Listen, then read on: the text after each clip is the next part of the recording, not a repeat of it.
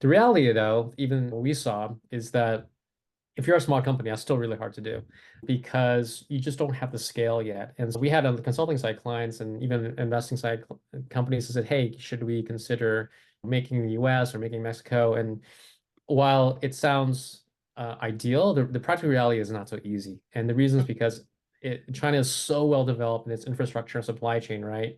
To recreate that, even in the US, is hard because a lot of it moved offshore. So you still end up bringing in a lot of things from Asia, whether it's components or tooling. And so you have that cost. Then you have the cost of making stuff in the US, which is inherently cheap, more expensive because of labor and overhead. And then there's the complication now you've actually created a spider web of different things around the world, right? So the practical reality was if you're a small to medium-sized company, it wasn't so easy. Hello, welcome to Tiny Dragon, where we dive deep into tech startups mastering product market fit, even in the most unfamiliar markets. I'm your host, Elaine. Join us as we dive deep into the heart of tech startups, uncovering the secrets of how tech startups found their product market fit, turning complex insights into actionable strategies for entrepreneurs and tech enthusiasts alike. Okay, welcome to Tiny Dragon. So today we have Larry Tsai from QVentures and QStudio as our guest. Okay, so Larry, I know you many years ago back in Hong Kong. Yes, and I know you're like in the hardware space, like you help innovate and you have a venture firm as well. Can you tell us a Right. bit more about your background, how you got there? Sure. Sure. A bit about my background. So I've been doing consumer tech for about close to 25 years now. A little bit of everything from the internet days and doing early internet development and websites to moving into hardware. Early 2000 when hardware was really just beginning to be a thing with digital media. So beginning of sort of digital content, there were things like Rio MP3 players, which was, if you recall, was a thing. Used to download Yeah, MP3 files. We built, 10. uh, Yes. yeah, exactly. So I work for a brand called Rio in the US. And then we built MP3 players so you could actually carry on music until iPod came along. We built early days of DVRs for a brand called Replay TV, which kind of created a whole idea of storing video and cloud streaming, which became eventually cloud streaming.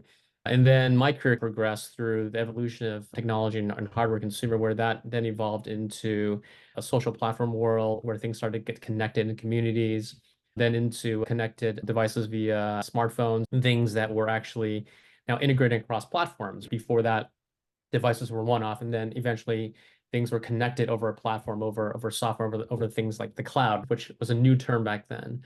Then, of course, smartphone came along, and then things got connected to smartphones. So I started to build products, work for brands, and build products that connected to the smartphone and leveraging mobile. And then IoT became a thing. Early client of ours was Fitbit, creating the whole category of wearables. That evolved into more sophisticated IoT devices, smart home, etc. And now in this sort of trend of more data around AI and connectivity, devices getting smarter, more connected. And so that's been my background in building stuff, investing. I started a venture fund called QVenture Partners in 2016 to leverage this trend of understanding technology and investing in deep tech companies globally, and in building companies. So I've done it all from building, investing, and running companies. How did you get into hardware? Because I remember your background is like Viant, like it was like Yeah, internet, like web, yeah, right? Like how did yeah. you get into Yeah, where? hardware, yeah, it's one of those things where your career kind of meanders into a specific direction. But in during the Vine days, during the good days of internet, where companies could charge millions of dollars to build a website, which is crazy now, right, to think about. But back then, one of our early clients was Replay TV, which at the time they invented the concept of DVR. So they had this device where you put in the home, it's size of a VCR. It had a hard drive, and you can actually record TV later, right? So this is the whole idea. Then that thing became connected to the internet when internet started to boom in 98, 99. And then they wanted to be able to control this device remotely. So at the time, there was no such thing as a smartphone. The only thing that was really connected was a Palm Pilot. If you remember, there's Oh a God, yeah, you have Palm to 7. learn how to write the That's character. right. They used graffiti. So Palm had a device that was using cellular called Palm, I think it was Palm 7. Mm. And so early days, again, before the App Store, they wanted to build an app that could run on your palm to actually control your device at home over the internet, right? And so this whole idea Mm. like was groundbreaking at the time. So I ran the project for Viant to actually build that app and to actually demonstrate you could actually control a device over the internet. And so this was super early of cloud connected devices. And after the crash, that company, Replay TV, hired me, and I joined that company and then started to do hard work, coming out to Asia to start manufacturing. So this was back in 2001. And that was my journey in hardware. And then I just loved it. Be able to actually build stuff and see in your hands and touch and play with it and see people use it was really very fun. And so I started to just continue doing hardware the rest of my career. Oh, so did you have an engineering background to? No, I don't. A funny thing is I started off in studying aerospace engineering, thinking I wanted to either design rocket ships for NASA or be an Imagineer at Disneyland. Wow. But I found that engineering wasn't really my thing. So I actually graduated international economics. But my first job out of school was actually coding. So I was a software developer and then just continued to stay on that tech track. Academically, I'm not trained in engineering, but just through the years, having done so much of it on the Mm. go. I remember Replay TV. Is it related to Philips? Replay TV was not related to Phil. Replay TV was its own thing, a startup. It was acquired by a company called Sonic Blue. And Sonic Oh, Blue was a company okay. that, even before that, made graphic chips called a company called S3. And so they acquired a bunch of brands and created a consumer group. So they acquired Replay TV, Rio MP3, and then another brand called Go Video, which did audio video. And then that company then sold off assets to a Japanese company called Denon. Philips, I don't think was ever involved. Yeah, because I when I was interning at Philips Design, there was like because that period of time, like what, 2008, around that time, Yeah. it was all about digitization, replacing the recorders, the VHS tapes. Digitizing Yes. everything. Yeah, so I remember there was a product similar to that. Yeah. Yeah, everyone's trying digitizing at the time. Around 2008 was when I was working for Cisco. And at the time, I was working with a company called Flip Video. So if you Mm. work with video, there was a handheld digital video recorder. Um, Yeah, it was very yeah, small. it was like the first device that switched from tape to like digital, right? Yes. Recording video. And then Cisco acquired that company. And then Uh, they acquired the design firm I was working for called Moto Development Group. And I joined Cisco via the acquisition for a couple of years. right, and that's where I met you in Hong Kong at I think Moto so. Hong Kong. Yes. Well, that was a long time ago. Yes, a long time ago. Okay. So how did you get into venture? Like why spin off like a Q Venture Partners and invest Yeah. in tech? Yeah. I started the consulting firm in Hong Kong when I was living there in 2010, late 2010. Then we started to work with some interesting hardware companies. There were different waves of hardware. Early 2010 to I think 13, 14, there was an explosion of hardware again, right? Mm. And the reason was because the cloud got cheaper, sensors got cheaper, and manufacturing got cheaper. Everything got easier, right? It used to take millions of dollars to build a product. But suddenly you have Kickstarter where people just Mm. put an idea up and then start the process, right? And so it was an explosion of ideas.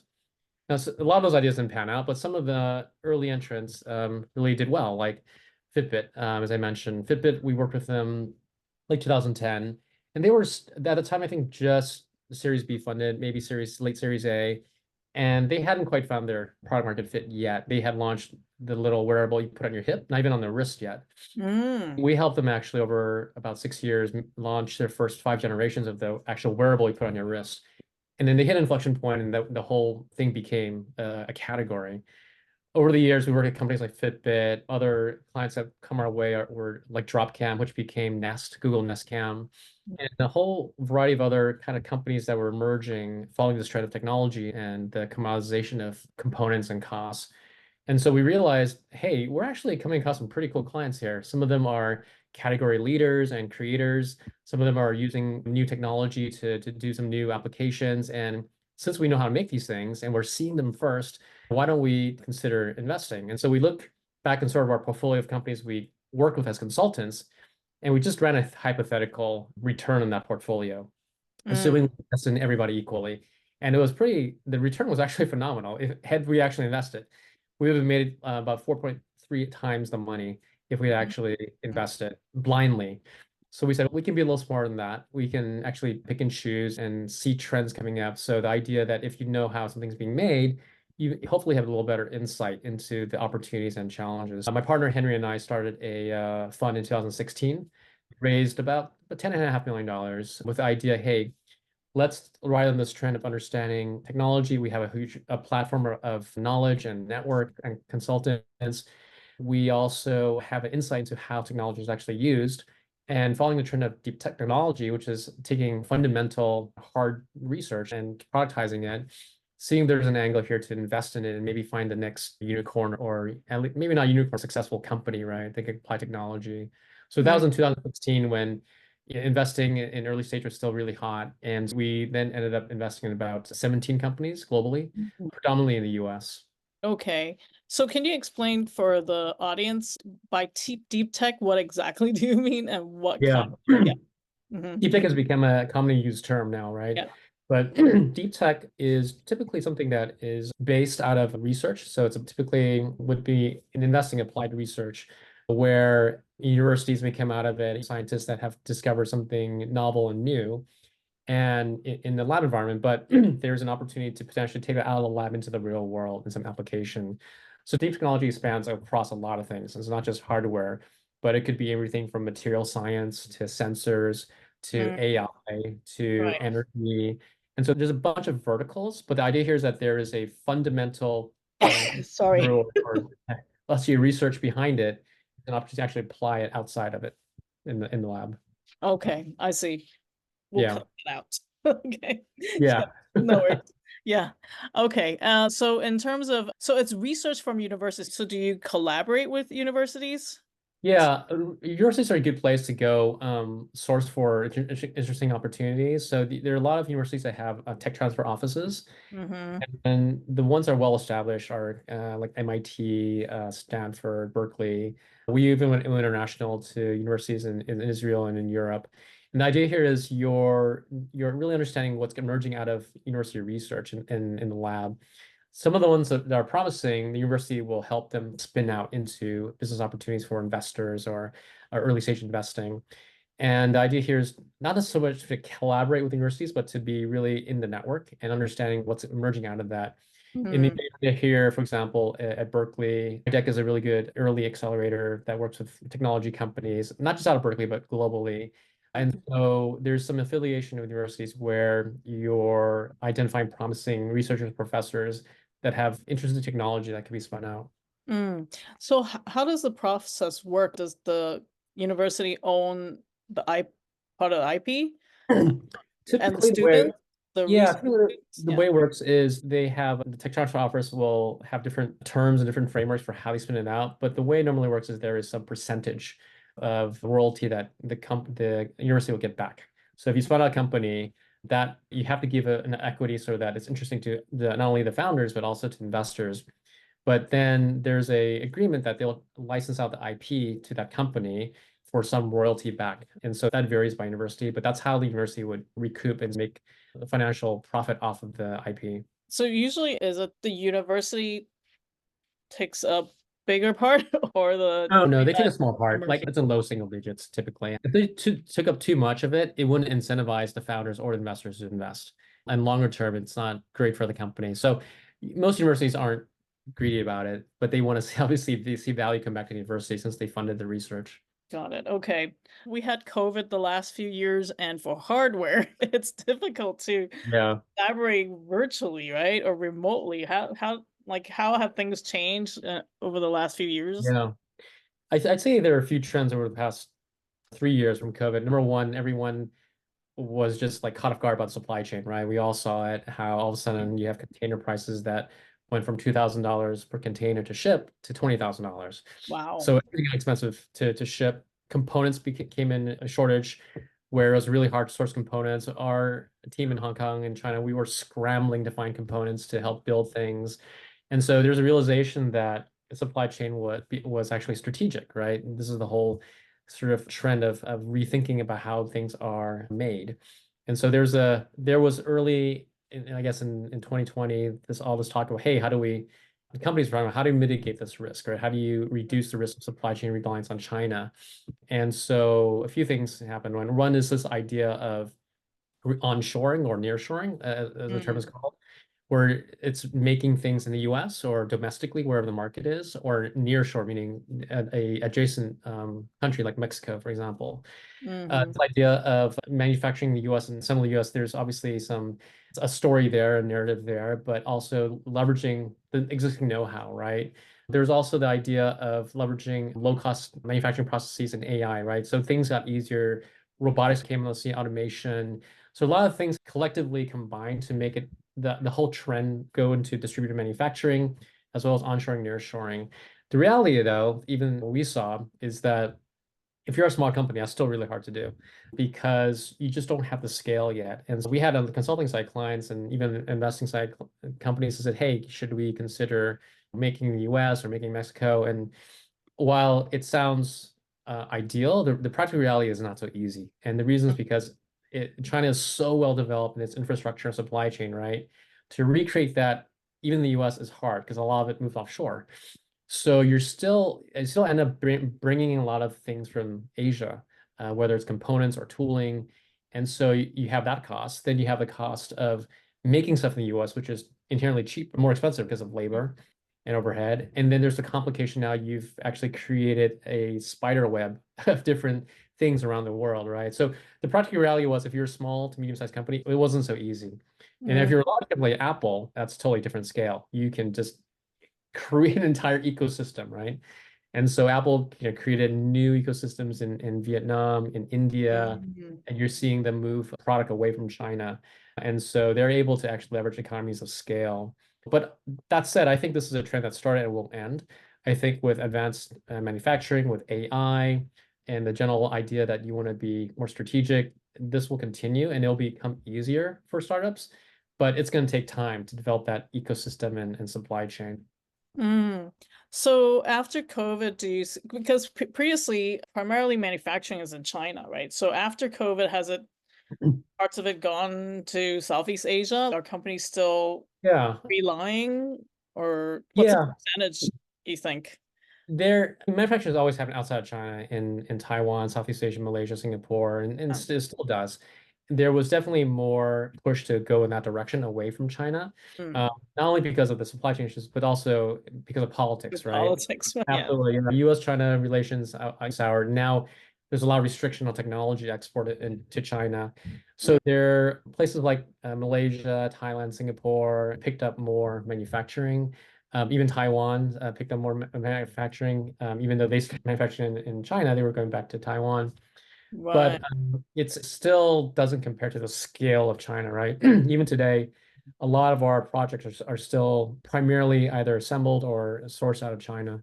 It's just very hard to create the level of scale that China has created infrastructure. Because let's say in China, you want to go find specific part, say a motor, you'll find dozens, if not hundreds, of motor companies in a specific region, but you won't find that anywhere else in the world. Just Mm, sheer scale of it is still massive in China. okay, but do you still have to travel to those places in China? Our team does travel. This is why our consulting business has been helpful, is that during COVID, when people could not travel, Mm, we had resources in China to fill in that gap. Today, I'd say people want to travel less and they need to travel less, right? A lot of things can be done remotely, but because of manufacturing and physical things, sometimes you just cannot do everything virtually, right? You have to be there on right. site to look at things, to touch things, to do things in real time. Where software, obviously, you can do anywhere in a distributed way. But for manufacturing, it requires some level of travel to be on site, but I'd say less than before. Okay. And how far are we with virtual reality? Like 3D? Like with Apple's the goggle, Yeah, the what's it called? Apple Vision? Vision, yeah. Yeah. Wait, in the context of manufacturing, you mean?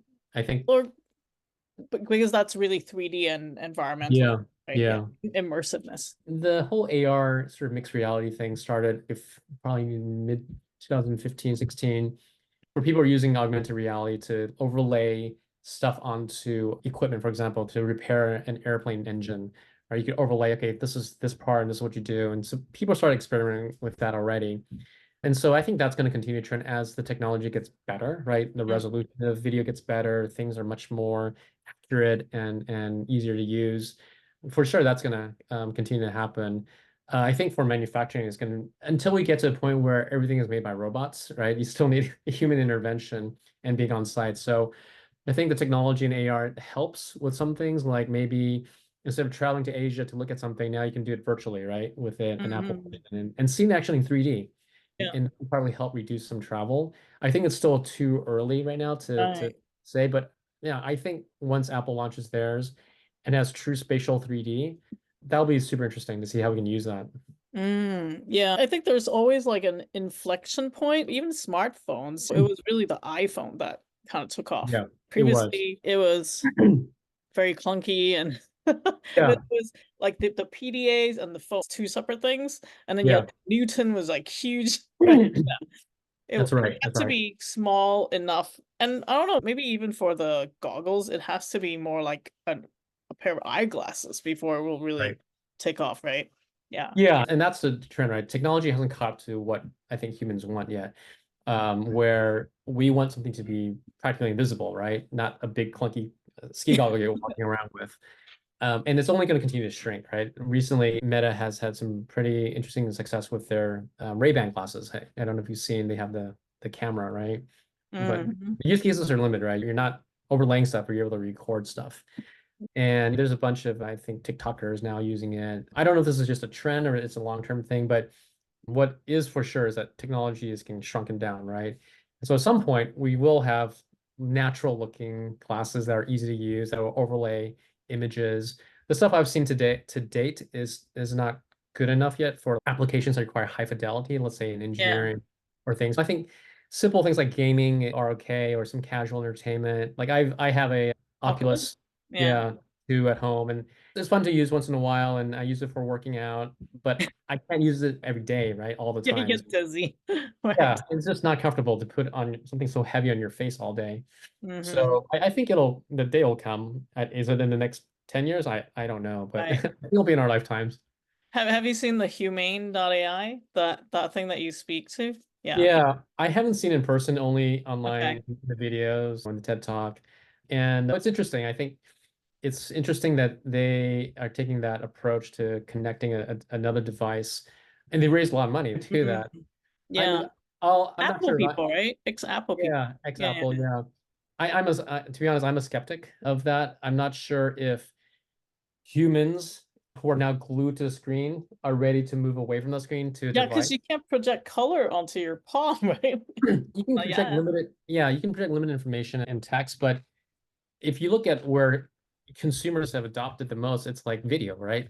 Oh yeah, TikTok YouTube. and YouTube. How do you recreate that? And number one, do you want to recreate it? Number two, do humans, us people, do we want to consume content on our hands or on a really high fidelity rich Right. screen? Yeah, resolution. Yeah. Yeah, You have yeah. to talk all the time.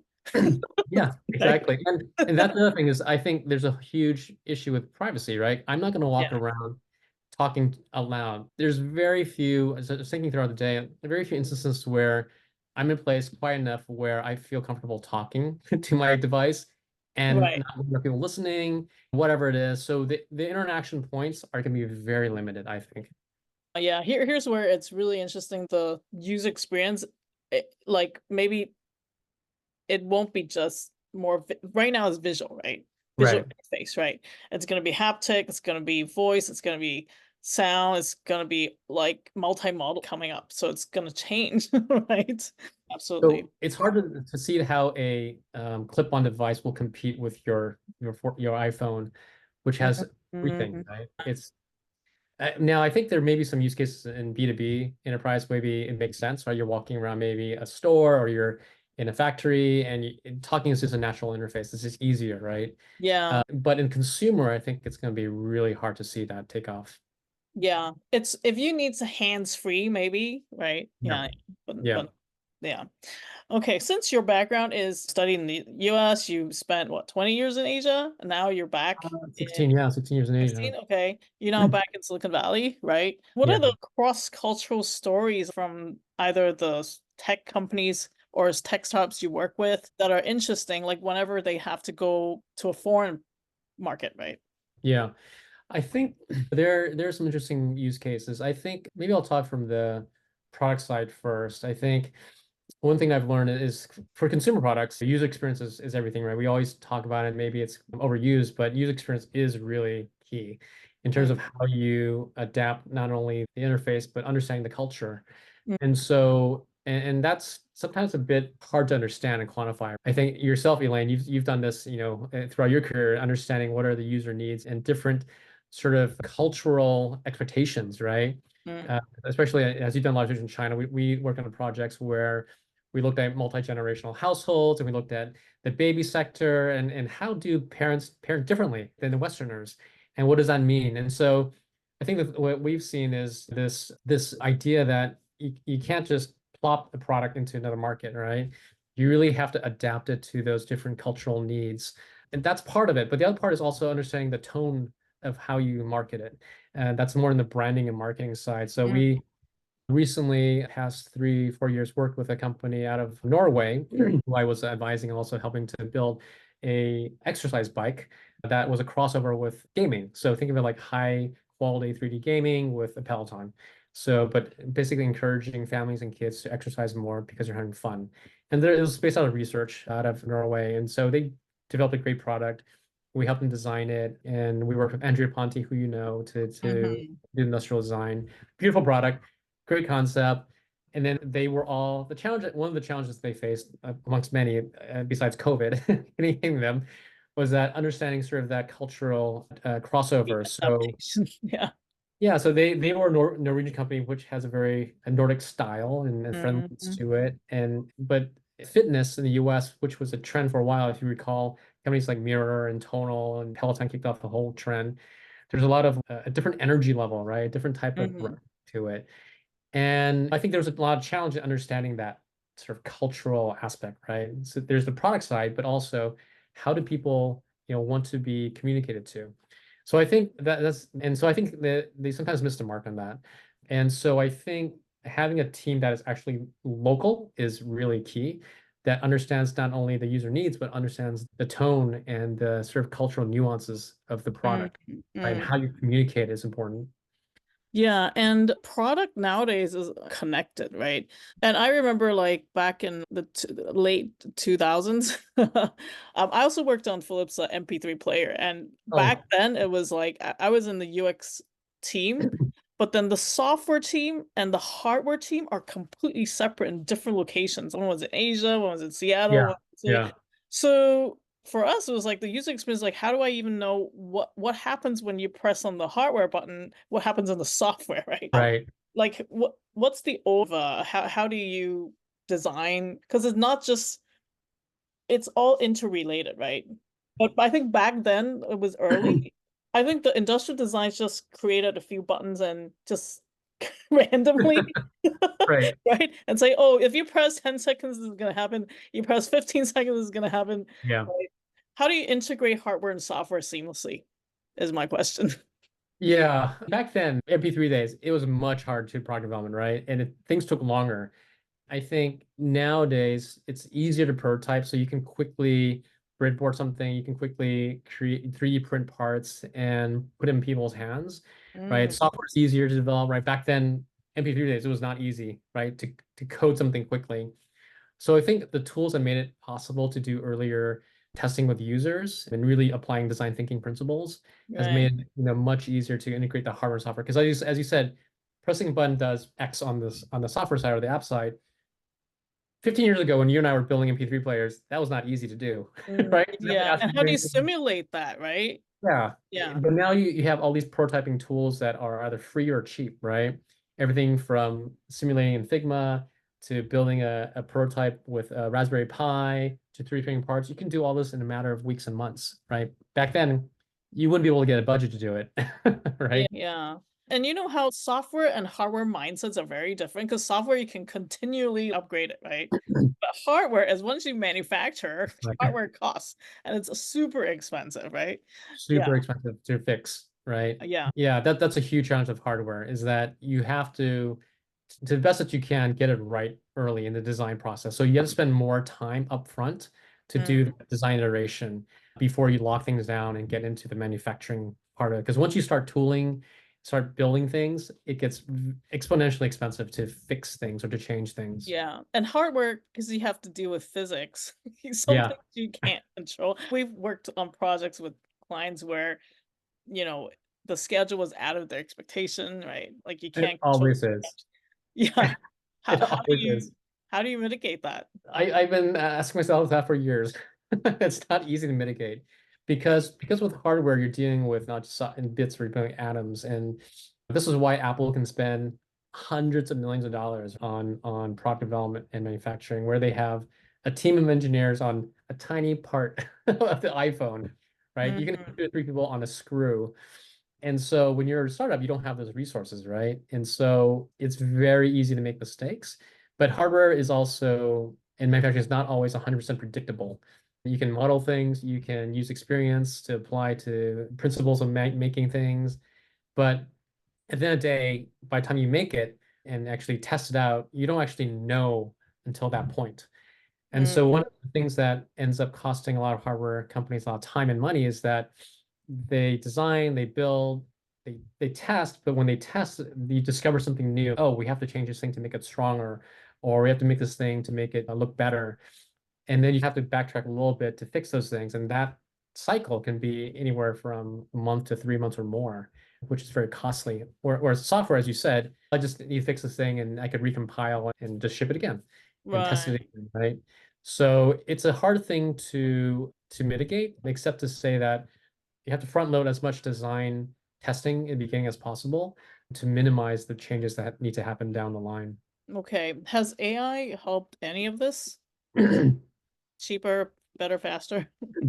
I'm exploring that now to see how Okay. can AI and Gen AI actually synthesize a lot of data, right? I think that one thing that we've learned is that ChatGPT and all the LLMs out there have been good about synthesizing huge amounts of data into a very natural, human understandable way. AI has been around, obviously machine learning has been around well before that, Mm, but it was hard to access, it was expensive, right? The user interface into that was not so easy. But I've been thinking about how are there points in the process, product design, manufacturing, supply chain quality, where we can ingest a lot more data frequently and early, use it as a feedback cycle to actually improve that process, right? Uh, mm, so this is something an area I'm thinking about exploring. I don't have something solid for you yet, but I think AI will help in this area because there's just a right. lot of data, right? Another related topic is the metaverse, which was like a keyword last year. No longer. Yeah, but a lot of like three people working in 3D, like product architects, interior, like at one point everybody's, oh, we can do virtual stuff. And you can imagine like spaces that are it's not possible in the real world, right? Yeah. Right. What do you think about that trend? Is that going away or is it gonna We explored ourselves. We bought Oculuses to actually try out the idea of incorporating to product design, where we can now model an object in space, and especially large objects, and hopefully try to share with clients and to interact. The problem was the fidelity and the quality just wasn't there yet. mm, Isn't there yet. I think there's still an opportunity to do that as companies launch better and better products like Apple. But at the moment, I don't think we have low cost technology that is easy. We've looked at stuff in 3D. We've looked at really high-end haptics where you can simulate touch and feel. mm. These are all just different disparate systems and components, right? That haven't been all put together yet. And there are narrow use cases where there are budgets big enough to put together systems like in defense or maybe in a pilot training or industrial training. But for consumers, we're just not there yet. What about okay, talking about hardware, you have to talk about China, right? And China, I think the past, I don't know, what 5, 6 years or more, there are companies that went international like DJI. The drones, the cameras, it's really tiny cameras, Oh yeah, sure. 360 cameras, and their hardware is doing pretty well, right? Like Yeah. how what do you think is the trend and how innovative are the companies? Or you mean trend of China companies, or what do you Yeah, mean? China companies, yeah. Yeah. Hardware. I think China companies have become super, they've always been innovative. And anyone who's been in manufacturing knows, like in Shenzhen, Dongguan, they're really good at early days of copying, right? Copying Mm, and bringing costs down, right? Even mhm. if the copy version is, let's say, 80% as good, it's like good enough, right? Now, Mm, what we've seen in recent years is a mix of really successful companies like, let's say, Anchor. Anchor is a great example. Casetify is a good example where they cross-bordered from Asia and not only understood and leveraged their know-how in low-cost manufacturing quality, but also branding and user mm, experience. Those are two examples where companies have really understood very high quality product design, marketing, branding, and really packaged it right in a way that Westerners find it is acceptable, right? It's not a cheap China knockoff. Now, the other sort of end of the spectrum, you have companies like Shine and Temu, right? mm. Which have taken what has already existed in China, which is low cost, this massive low cost mass scale product, and taken it overseas. And now they, because of the existence of platforms and mobile, they're able to take this massive supply chain overseas and sell it for cheap, right? And there's a market for that, right? It's not a knock on that at all, but there's a market for that. So I see a continued trend of companies that are more sophisticated that are able to understand brand building and marketing and launch very high quality products and product design. On the other end, take stuff and put it into the market for the sort of low to mid-tier market. And we see this on Amazon all the time now, right? I think on Amazon, I think if you shop on Amazon, I think who doesn't, you will always find some no-name brand that is a like a second, third, fourth option, right? On almost any category you find. Cheaper, yes. Yeah, there's a cheap, and they've all found some niche, whether it's like, oh, we do this feature better or whatever. But the Yeah. names are always like some unpronounceable constant, right? Yeah. It's cheaper. Right. And then there's always like this trend of bringing that scale to the US. So I think that will continue. So do you think they are still competing on price, or are they going to be market leaders in certain areas or innovate in certain? I think they'll compete on price because they are happy with lower margins and they have lower cost structures and they can do practically everything remotely, right? Their overhead is just completely different. So they're fine to just ship some containers over Amazon warehouse and just do everything remotely and live with thinner margins. On the other end, I think the ones that are trying to innovate will need to invest more and they have to invest in the user experience, the software, and really having differentiated technology or product features. Do you also see Chinese companies coming out of China?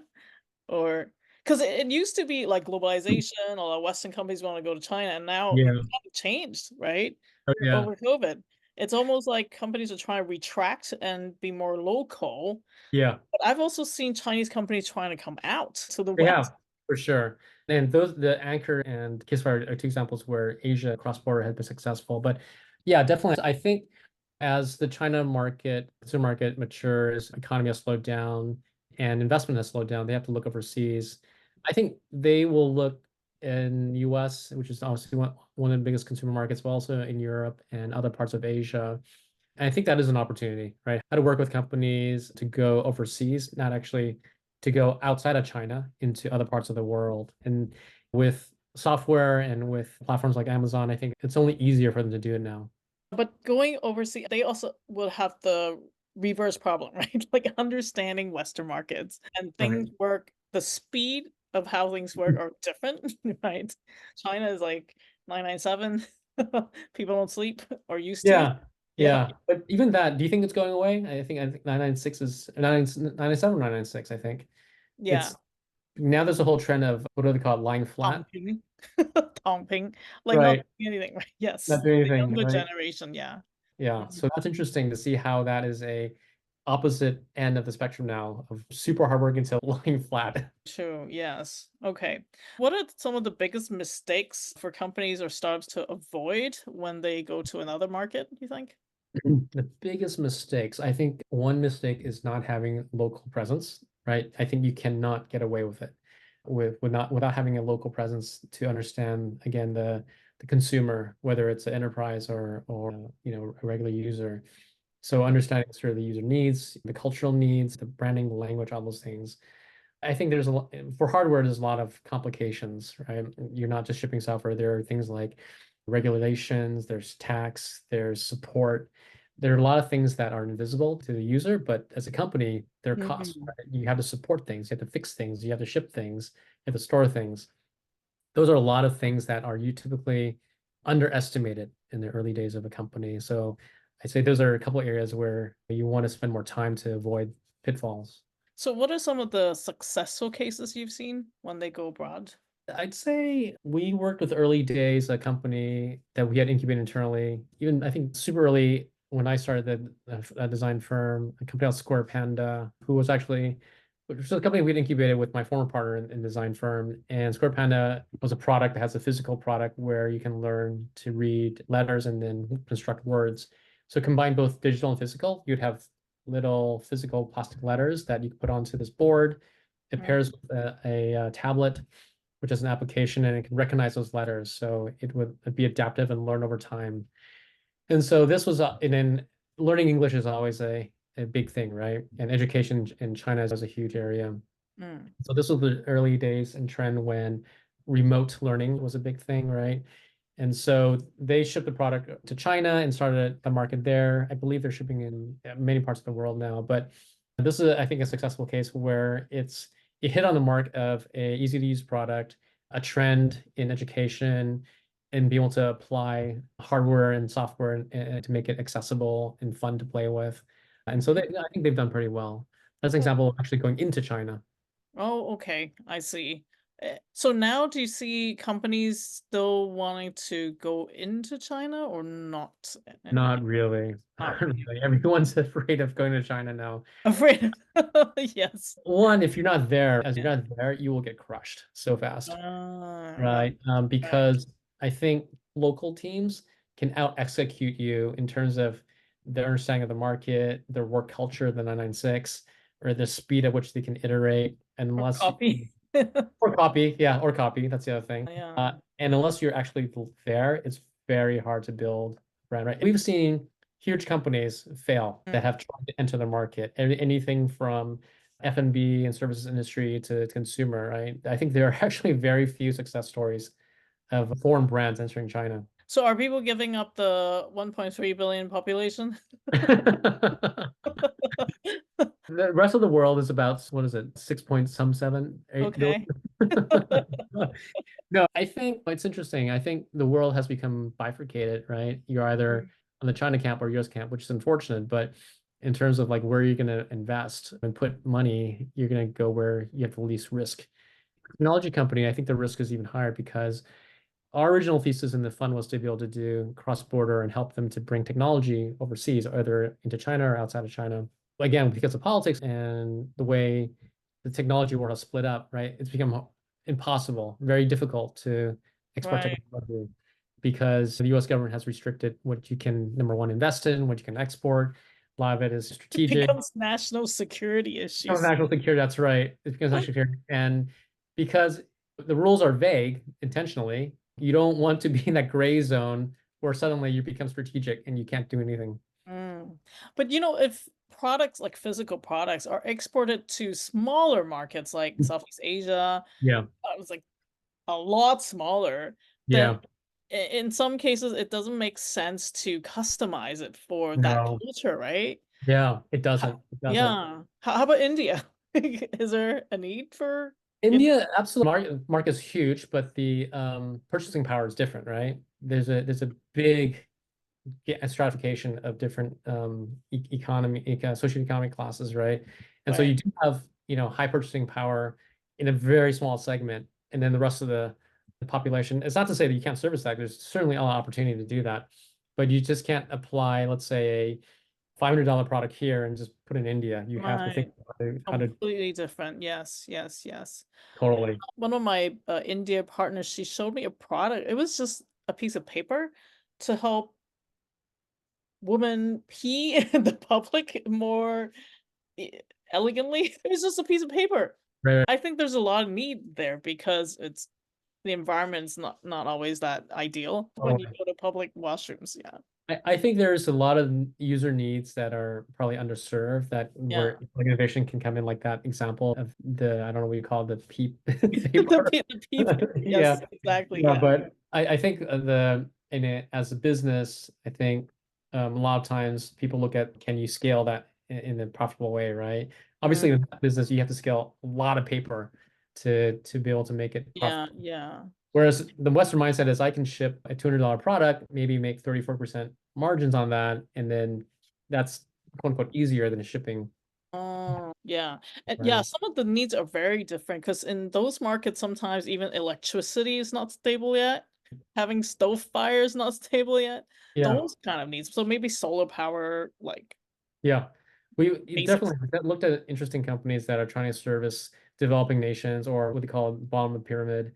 And as you said, there's needs where as a Westerner, you and I don't see day to day. So There, it's no longer they leapfrog infrastructure by using mobile, right? There is no yeah, infrastructure, right? There's yeah. no telecom, it's just mobile. They use solar. We've looked at companies that have a community solar generator, right? They share internet, they share power, right? These concepts are foreign to us, right? But Mm, there's obviously yeah. innovation that can happen in these markets that are different. Yeah, like when we were working with that Japanese company in China, like the biggest need is actually kids being stolen, right? You Right, know, right, that right. was the need, not the other strollers and all that. Yeah. Exactly. There needs that you again going back to understanding the market, right? And the Mm, cultural expectations. okay. All right. To summarize, what's one key takeaway you want the audience to learn from and based on your experience? Yeah. One key takeaway. Wow, that's a hard one. What Yeah. is Like starting up tech startups or VC. yeah. What's the one takeaway? I think takeaway is that there's always room for a better solution out there. I think having done this now for 25 years, I've seen hundreds of companies, not only in terms of helping them build stuff, but looking at companies to invest in. And it amazes me how people are always so innovative in coming up with ideas. Some of them are good and some of them are not so good. But I Mhm. think that's where human ingenuity is still really strong. Right? I don't know, maybe one day AI and GPT will Yeah. replace us. That's been up a while, but I think humans, given that we live in the physical world, Mm. still experience and interact with other people, and there's always an opportunity to improve things and to make it better, easier, more delightful. And so I'd say the takeaway is to continue to look for those opportunities in the local market and understanding how you can apply that into a product and make it global. I enjoy what I do because I'm able to work with a lot of entrepreneurs and see different things and learn all the time because I feel like it's never static. And because technology is continuing to evolve and made cheaper and easier for all of us, those opportunities will only, I think, only increase. Yeah, and we're right in the vortex of the fourth industrial revolution now. Right, I right. think the next biggest thing will be AI girlfriends with a physical body, right? Like, That's coming. That's happening already. That's happening. yes, it's like moving and, Yeah, you know, girlfriends, boyfriends, or just friends, whatever. yeah. But then we'll be extinct in the next generation then. Yeah, it'll be like the sci-fi movies where we see humans are just stuck in their pods all day with the VR on. They never leave, right? That actually is already creating a lot of mental health issues now with social media, right? So Yeah. AI and VR is just gonna exacerbate that. Yeah, Yeah. it's an interesting, I think, social question, right? What's Yeah. going to happen to human Yeah. and human interaction over Yeah, I time? think we should have a talk about ethical AI, right? What should be made and what should not be made, because not everything needs to be AI, right? When it Not serve everything. you. Yeah. Yeah, but I think you can't plug the hole in the wall anymore, right? It's already been let out. I know. No turning back. I think we have already seen a lot of young people cannot find jobs, even in our industry. Yeah, I feel like a lot of companies don't want to train and hire young people anymore. AI is automating a lot of things, also global outsourcing to the yeah, Philippines, yeah. like I, Eastern I Europe, agree. right? Agree. It makes a question of like, how do you educate the next generation, right? What do you teach them? Because, like you Entrepreneurship. said, yeah, because Everybody has to become an entrepreneur. and you have to have skills that are not easy to replace, right? Because as you said, all the entry level jobs that we typically did as interns or early college grads Yeah. are done, it can Yeah, be done. I used to do cardboard, not even cardboard when I was an intern. Yeah, There's no such intern jobs anymore. Canva took away even basic graphic design, right? right, Yeah, right. it's 2 clicks done. You Yeah, know? yeah. You have to do actually you have to do physical labor then. They can't be replaced easily. Yeah, but the plumber would make more than university grads now. Probably. You're right. Plumbing, repair, Yeah, things like that, right? yeah. Very hard to replace right It's now. really changing. I'm so glad I'm not in my 20s. I know, I At know. least we're older and have network, right? Yeah, Yeah, yeah. I guess if you don't have the skills, you can be a TikTok influencer if you're in 20s. true. Yeah, but and then there's so much misinformation also right now. Yeah. Yeah. Next year's election will be very interesting to see what happens with I think in a few years' time we won't be able to tell what's real or not, right? I know that's the scary thing. You don't know what is being blasted to you. Yeah, anyway. Okay, so how can our audience contact you? You can reach me. My website is www.q.inc, or you can find me on LinkedIn. Shoot me a note there and we can connect there. Okay, thank you so much, Larry, for your Thanks, time Lynn. today. Good chatting. Bye.